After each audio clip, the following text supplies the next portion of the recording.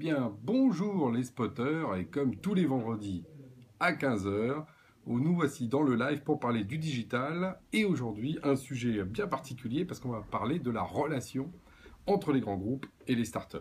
Alors ce qui m'a fait amener à cette chronique autour de ce sujet-là, c'est tout simplement une étude et un baromètre qui a été sorti récemment par la French Tech. Alors la French Tech, alors nous on a besoin en France que l'État s'occupe justement de nos startups, parce que contrairement aux États-Unis, il n'y a pas de US Tech, ils n'en ont pas besoin.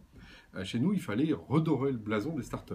Alors la French Tech a mis ça en avant, et il fait un baromètre pour voir comment effectivement les grands groupes s'intéressent à nos startups. Et alors là, le résultat est édifiant. Je vous le donne dans le mille. 83% des PDG des grands groupes s'intéressaient aux startups. Magnifique. Mieux que encore un résultat soviétique. Alors après, quand on regarde dans le détail, oui, ils s'y intéressent, mais ils y consacrent, je vous donne les chiffres, je vais être précis, 0,1% de leur budget d'achat. 0,1%. Ça fait 670 000 euros par an, par grand groupe, pour les startups.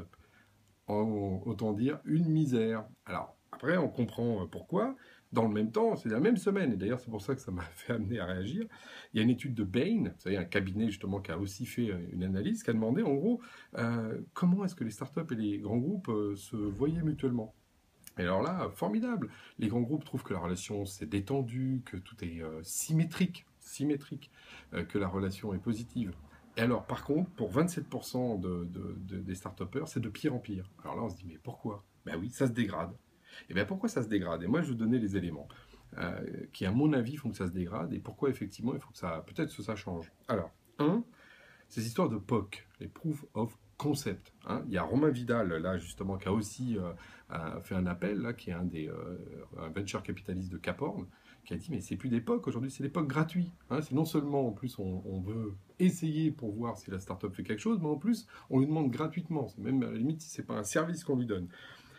Il y avait un start-upper qui racontait que son POC, il y avait 18 intervenants qui avaient regardé son truc et dans des réunions. Vous imaginez une start-up, une PME, on est trois, on est dans le fameux garage, on a 18 réunions à aller dans un grand compte pour aller présenter ce qu'on fait. Enfin, c'est effectivement un peu délirant.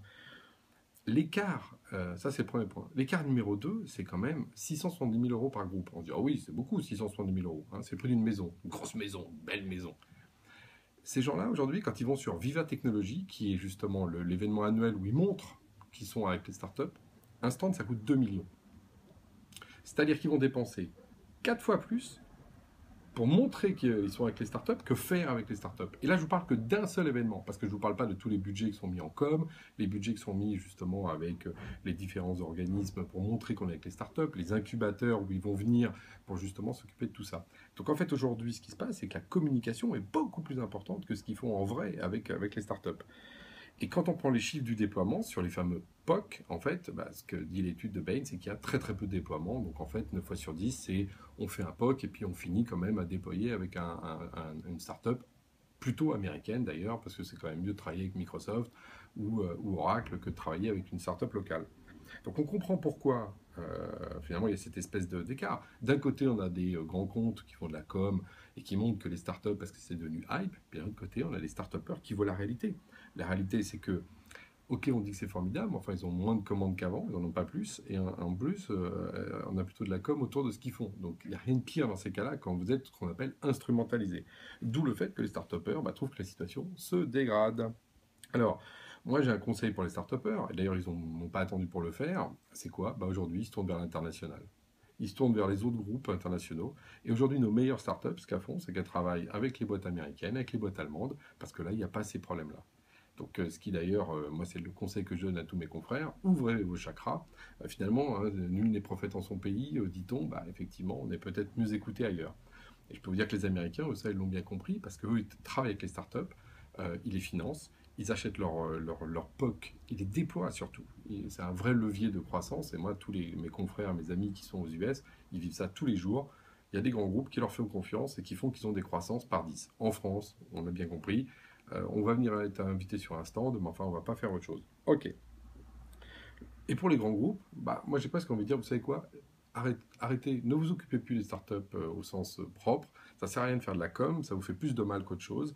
Il vaut mieux plutôt laisser faire vos opérationnels qui, au niveau du terrain, vont travailler effectivement avec des startups et des PME pour produire de l'intelligence pour demain. Pas besoin d'en faire des tonnes. Je veux dire, la réalité de ce que l'on veut tous, c'est du business, c'est travailler de manière correcte, positive, avec en face des vrais bons de commande et pas des flonflons et des ballons dans des grands hangars payés par Monsieur Lévy. Je pense que c'est pas ça qui va nous faire grandir.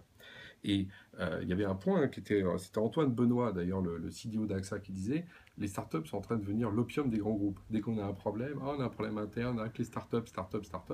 Ah, l'opium, c'est une drogue, hein, donc c'est pas bon. Donc effectivement, il ne faut pas instrumentaliser les startups. Je pense qu'on a meilleur temps à faire ça.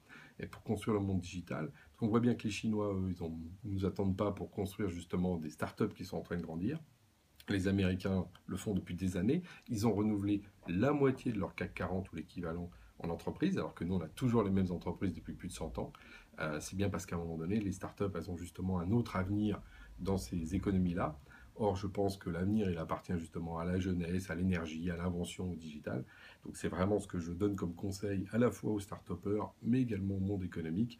Réveillons-nous et bonne trajectoire dans le digital. Merci.